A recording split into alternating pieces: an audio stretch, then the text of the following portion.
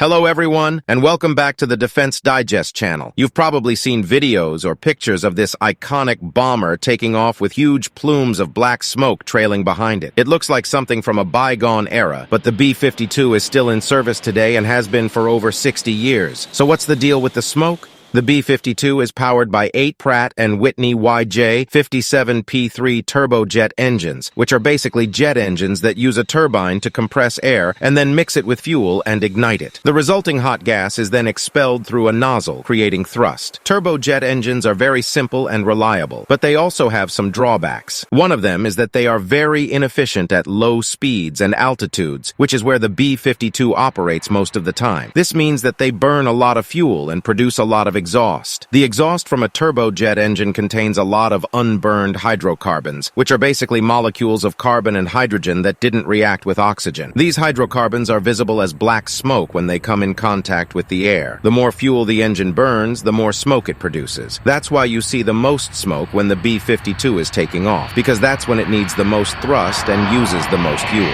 One of the main reasons for the B-52's smoke production is the type of fuel it uses. The B-52 typically uses JP-8, a type of jet fuel commonly used by the U.S. military. JP-8 is a high-energy, kerosene-based fuel that is known to produce more smoke compared to other types of jet fuels, such as Jet A or Jet A1, which are used in commercial aviation. The high-energy content of JP-8 results in a higher volume of exhaust gas and particles being released into the atmosphere during combustion, which contributes to the visible smoke emitted by the B-52 during takeoff and landing. Another factor that contributes to the smoke is the age of the engines. The B-52 was designed in the 1950s, and its engines are based on technology from that era. They have been upgraded over the years, but they are still far behind modern jet engines in terms of efficiency and emissions. Modern jet engines use a different design called turbofan, which is basically a turbojet with a large fan attached to it. The fan helps to move more air through the engine and also bypasses some of the air around the core, reducing fuel consumption and noise. Turbofan engines also have better combustion chambers and fuel injectors, which allow for more complete burning of the fuel and less smoke. So why hasn't the B-52 been upgraded with newer engines? Well, there have been several proposals to do so over the decades, but none of them have been approved by the U.S. Air Force or Congress. The main reason is cost. Replacing 8 engines on hundreds of aircraft would be very expensive and complex, and would require extensive modifications to the airframe and systems. The Air Force has argued that the benefits of new engines would not outweigh the costs, especially since the B-52 is expected to retire in the 2040s. The Air Force has also claimed that the smoke from the B-52 does not pose a significant environmental or operational problem. However, in recent days, Rolls-Royce has begun testing F-130 turbofan engines for the United States Air Force B-52 fleet at the NASA Stennis Space Center as part of the B-52 modernization program. So what do you think? Should the B-52 get new engines or keep its old ones? Let me know in the comments below, and don't forget to like and subscribe for more videos like this one. Thanks for watching, and see you next time.